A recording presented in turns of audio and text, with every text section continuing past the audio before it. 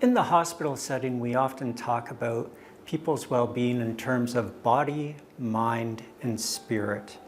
It's in the spirit part that spiritual care lives and does its work. Spiritual care recognizes that people have spirituality in their life, and it can be a very significant part of their journey. Spiritual care helps patients, families, and staff to connect with those things that matter very deeply to them, things that can help them find strength and hope in times that might be challenging in people's lives. Spiritual care providers at RVH are trained to provide support to people from all sorts of backgrounds with diverse beliefs and cultural perspectives and religious traditions. In fact, members of our team are required to have a master's degree in spiritual counseling, psychotherapy, or theology, and they're also required to complete 2,000 hours of clinical work under supervision through clinical psychospiritual education courses.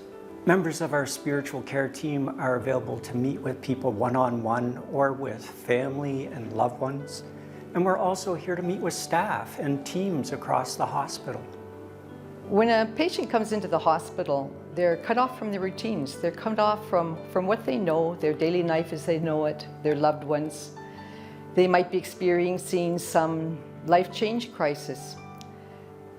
And when they're in the hospital, there's a lot of time just to lie in bed, to think, to worry, maybe to reflect. And in that sense, spiritual care, anyone can benefit from spiritual care. But there's often some obvious questions that might come up. The person may be feeling isolated, lonely.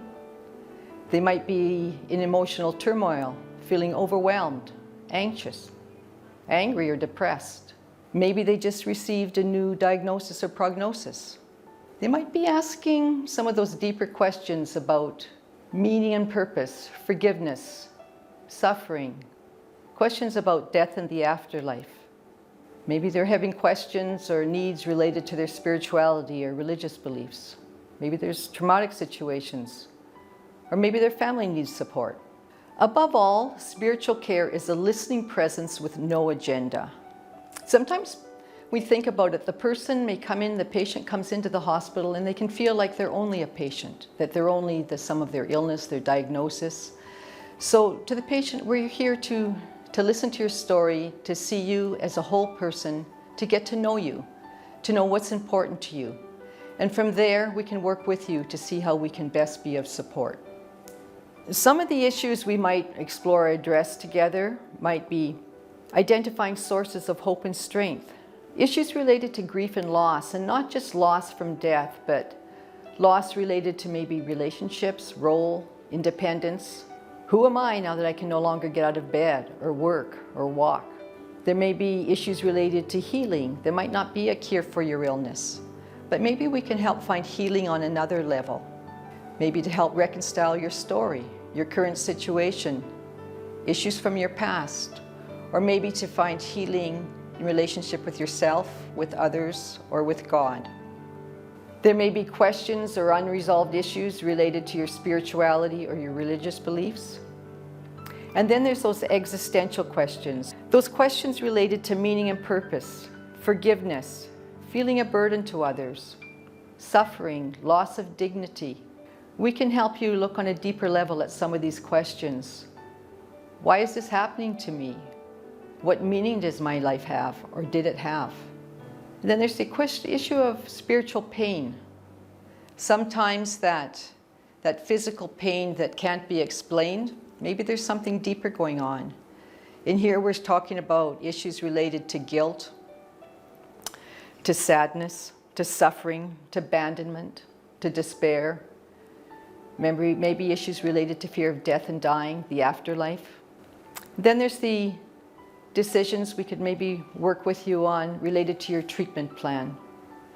End-of-life decisions, treatment care decisions, withdrawal of life support.